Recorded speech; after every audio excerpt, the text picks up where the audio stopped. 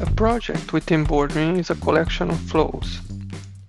Now, a flow within boardme is a collection of guides.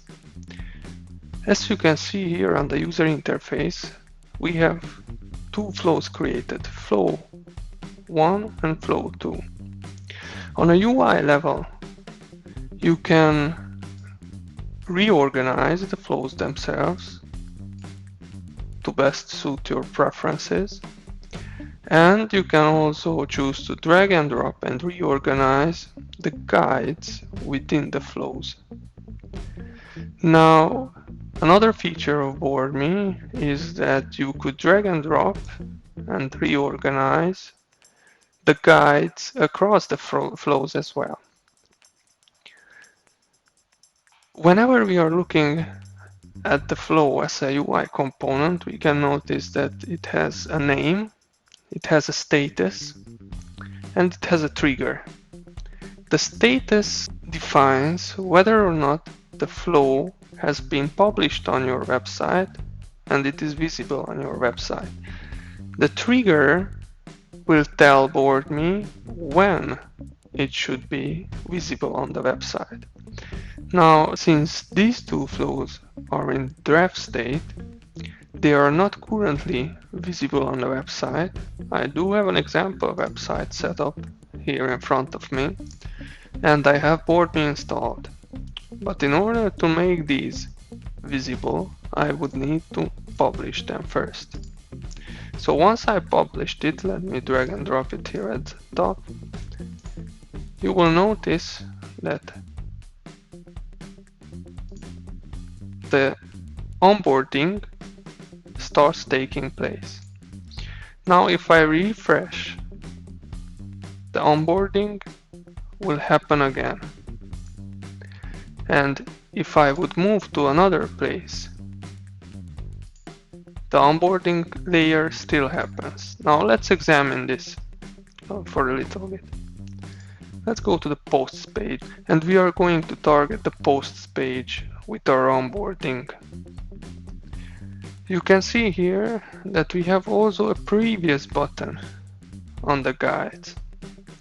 Now we might not need that previous button, and we can simply disable it by going here and unchecking this check mark to make the flow not traversable, meaning that the users will not be able to navigate to previous guides in the flow. Let's save it. You can see that it entered edited state now, so we still have the published version up on the website. To fix that, we can publish again. And once I refresh, you'll be able to see that I don't have a previous button anymore, and that's exactly what I need. Alright, so what else do we need to handle? The other step would be to limit the firing of this flow to a specific page. Because as you can see here, it doesn't matter what page I am accessing, this flow will automatically trigger. That is caused by the auto trigger being set, which is the default setting whenever you would create a flow. Let's move to the advanced settings, and we have two other options that we can configure. The first one, how frequently this flow should be shown. As we just noticed, it was always showing to everybody. It wasn't showing only once per visitor. The other problem you are having is that this flow is triggering on every single page of our website because it is set to auto. Now, to fix this, we will set a URL trigger, which will allow us to configure a condition. Let's go back and examine the URL that we want to target. In this case, it is this exact page, and I see that the URL has the pattern posts in it. So I'll specify it like this, slash posts slash. So if we read this logic from top to bottom, it means that we have a URL trigger where all of the conditions have to be met, and we only have one condition, and that condition says that the URL should contain posts for this flow to be triggered. Alright, let's publish it. And let's go to another page and see if it worked. So as long as we are on another page, the flow will not be triggered, but once we move to the posts page, you can see that now the flow is triggered. Now let's see what happens once we unpublish this flow. You can go here, refresh the page, and it is not going to be triggered. Let's quickly publish it again. Once I refresh the page, it is going to be triggered. So far so good. Now let's demonstrate the feature where I could drag and drop a tooltip to the beginning of this flow.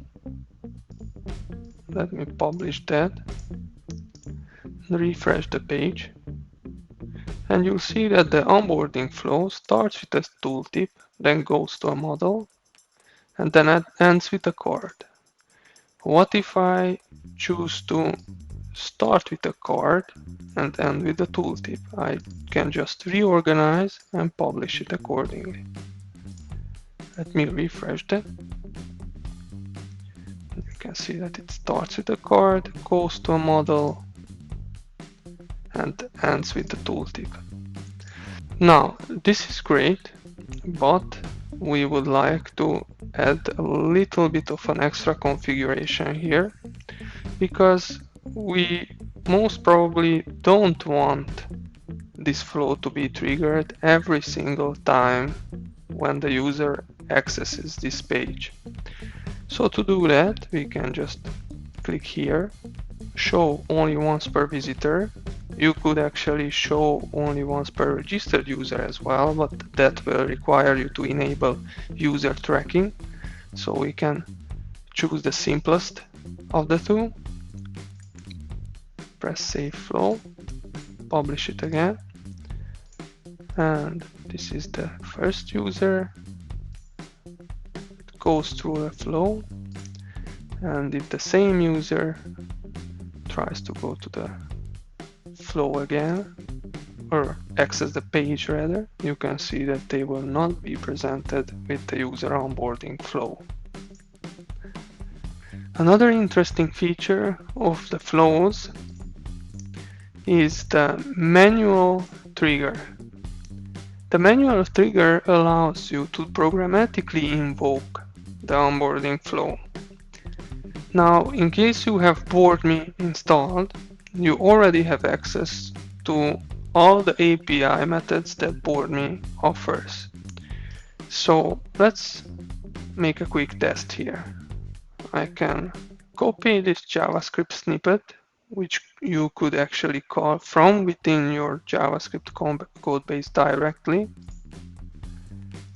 I'm going to publish this flow, and let's see if we refresh the page and try to execute it programmatically from within the console. You can see that the flow enters the scene. So I would recommend starting out with the most basic features, the default features of the flow, just providing a name, making sure that everything is on auto, and publishing it that way.